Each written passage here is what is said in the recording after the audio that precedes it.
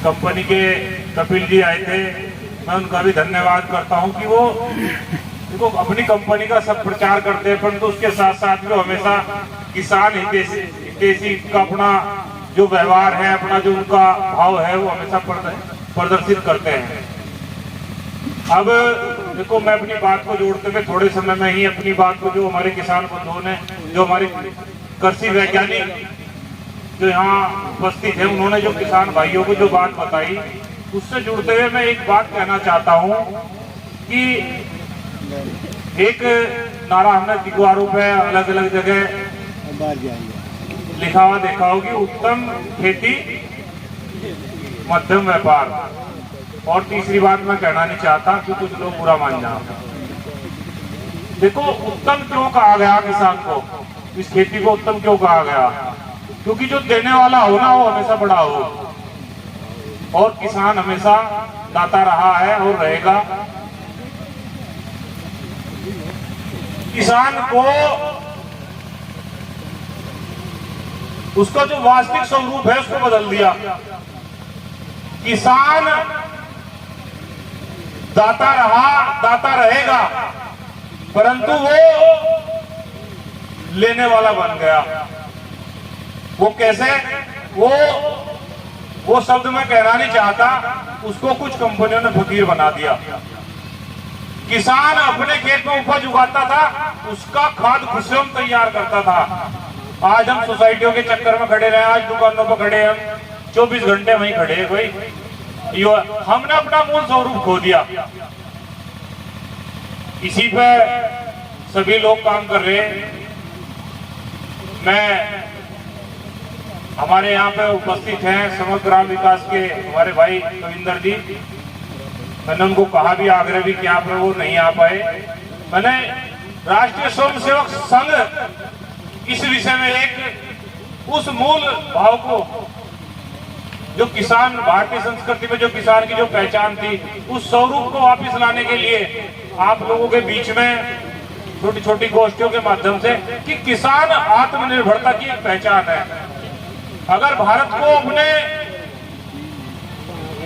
उस स्वरूप को प्राप्त करना है, विश्व गुरु बनना है, परम वैभव को प्राप्त करना है, तो उसके लिए हमें अपने सबसे बड़े अन्नदाता, उसको अपने वास्तविक रूप में लाना होगा।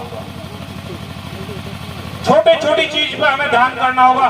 उस अब से 30 साल पहले जो हमारे घर से राख निकलती थी, उसको कोई भी वेस्ट नहीं करता था। उस किसान को पता था कि ये राख मेरे लिए कितनी कीमती है। उसको पता था फलों के छिलकों का मेरे लिए क्या लाभ है, क्योंकि फल से ज्यादा जो पोषक तत्व थे उसके छिलके में थे। और वो पुनः हम उसको अपनी भूमि को देकर, उसका प्रसंस्करण करके, उसको खाद तैयार करके हम अपनी जमीन को देते थे। इसे पुनः हमें एक बढ़िया फसल तैयार मिलती थी। अब क्या किया हमने, 20 साल में ही अपनी जमीन को ऐसी स्थिति में ला दिया कि आज बिना फर्टिलाइजर, आज 1 बीघे में 1 कट्टे का एवरेज आ गया डीएपी का। अब देखो, आज हम अपने आप को, हम स्वयं का आकलन करें कि हम कहाँ खड़े हैं। और मैं आपको बता रहा हूँ, किसान की पहचान उसके स्वास्थ्य से थी, और आज के समय में सबसे ज्यादा अगर बीमार है वो किसान है। आप एक ही तरफ और लोग पड़ जाए कोई नहीं। मैंने तीसरी बात की, वो तो नहीं कही, उत्तम खेती मध्यम व्यापार, यानी कि हम किसान की समृद्धि उसकी पैसे से नहीं पहचान उसकी होती। आज हमने पैसे का स्वरूप को सब कुछ पैसा मान लिया, और अंधाधुंध तरीके से उस जहर को हम डाल रहे अंधाधुंध खेत में, उसको हम खा रहे और हॉस्पिटलों को पैसा दे रहे। अगर आप आकलन कर लें, क्योंकि ज्यादा विस्तार से आंकड़ों में बताऊंगा, मैं मोटे से स्वरूप में यहाँ बताना चाहता हूँ। आज एक किसान का लगभग 30% पैसा उसकी बीमारी पे खर्च हो रहा है। आप कैलकुलेशन करके उससे घटा लियो, और फिर जो जैविक खाद को उसने डाल दिया, उसकी बचत अगर वो बिना इन सब चीजों के खर्च करेगा तो ज्यादा बचत आ जाएगी। हमने मशीनीकरण की तरफ लेकर आए हम किसान को। किसान मशीन से खेती करे वो कोई दिक्कत नहीं, परंतु वो खुद भी मशीन बन गया।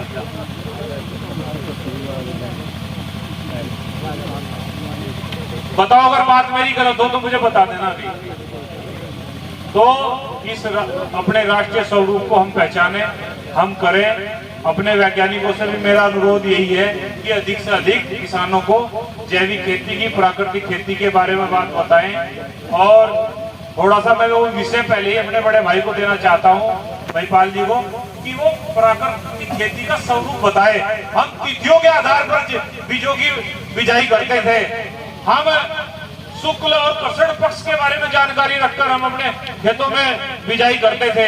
आज हम अपनी वास्तविक स्वरूप को भूलकर हम यही पता नहीं है कि रात में बीज बोना या सुबह में बोना या दोपहर में बोना। बस दिमाग में एक बात गिरी, पड़ोसी ने एक कट्टा गिरा बीघे में, मुझे सवा गिरना। तो ये मशीनीकरण है। तो मेरा तो आपसे यही अनुरोध है कि आप इस सब से बचें और एक छोटा सा ये बात रखें कि हम कहीं ना कहीं अपने लिए तो, अपने परिवार के लिए तो हम निश्चित रूप से जैविक खेती करें, हम प्राकृतिक खेती करें। इस जहर मुक्त खेती से हम बचें और धीरे धीरे संजय जी एक क्षेत्र में मॉडल के रूप में उभरे हैं, इनसे हम सब लें। और इन्होंने बार बार यही बात कही, भाई किसी किसान को मेरे से कोई सहयोग की, कोई जानकारी की जरूरत है, मैं उसके लिए तैयार हूं। भाई संजय जी की शक्कर कैसे 80 रुपए किलो बिक रही, 1000 क्विंटल शक्कर तैयार कर ले यहाँ। या प्रेम जी की, जयपुर वालों की शक्कर की डिमांड क्यों नहीं पूरी हो रही उन दोनों लोगों पे, बता दो मुझे। नहीं तो 30-35 रुपए किलो चीनी बिक रही, 40 रुपए किलो लोगों की शक्कर बिक रही। तो थोड़ा सा हम इस पर ध्यान करें।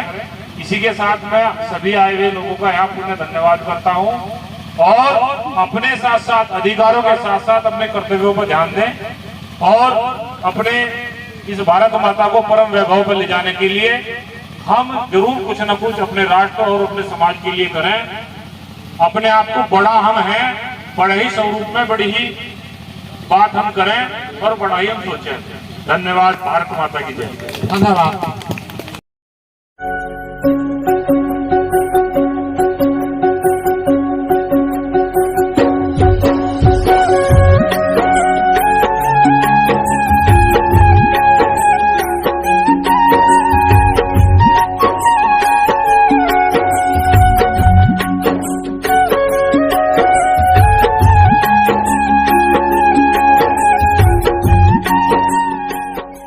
में ही 2 कट्टे यूरिया डालोगे, मैं 4.5 निकाल के दिखाऊंगा। लेकिन आपकी लागत बढ़ने की वजह से आपका उत्पादन बढ़ने का नहीं, आपका उत्पादन घटेगा। जेपी खर्च होगी, उत्पादन भी घटेगा और आपकी मिट्टी भी दूषित होगी, जरूर होगी। तो इसलिए मिट्टी की जांच करवाना बहुत जरूरी है, क्योंकि ये हमारी वो माँ है जो हमें बोल के नहीं बता सकती। इसलिए मिट्टी की जांच क्यों, कब और कैसे, मिट्टी की जांच क्यों करवानी चाहिए।